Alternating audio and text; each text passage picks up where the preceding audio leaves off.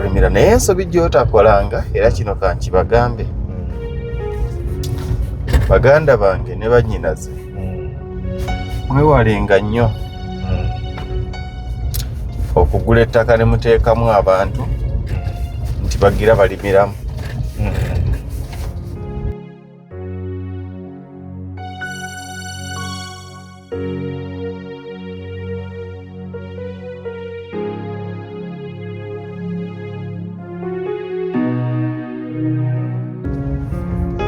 Mwewalenga nnyo okuzimba amayumba ne mugateekamu abantu nti bagira bagabakuumira. Mbirabye birina obuzibu, abantu babi, abantu baloga n'okuloga.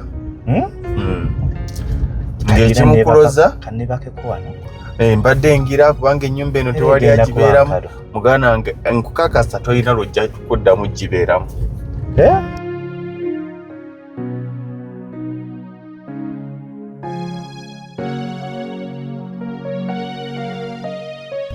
Atuuka nga obulamu bwe bwonna buli awo azaaliddemu bw'amanyidde ng'okumugamba nti vaawo omutuma kutandika bulamu bupya ekintu ekigenda okumumenya.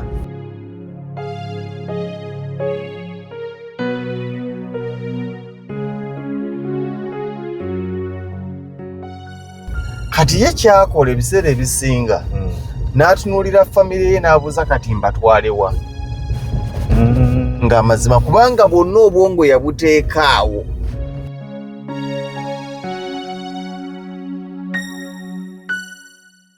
Bwe wamuwa amaka omwaka gumu 2-3 yalaba nga atuuse kati n'atuuka nga takyayagala kugavaamu.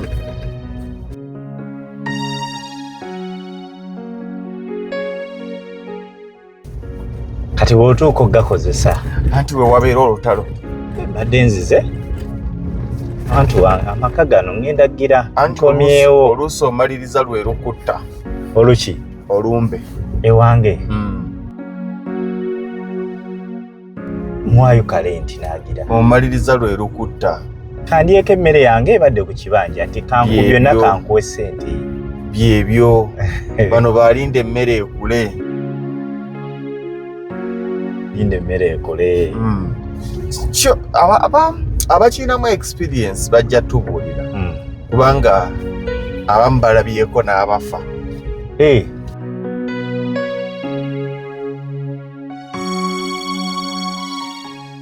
Abamu balabyeko n'abafa olw'ebyo.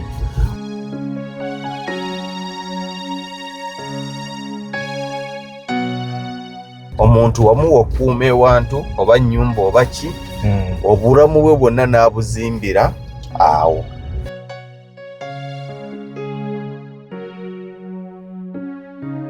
Ebizibuzibu naye njagadde akavidiyo kano nkakoze nga kaabakulu bannange kaaba abakuzeemu bakulu bannaye oyinza okuba ng'oli myaka 20 naye ng'ebirowoozo bikulu. Kyekiri kye nagambye nti noonya mwaliro gwa 4 naye nze ebintu ndaba bya mwaliro gwa 5.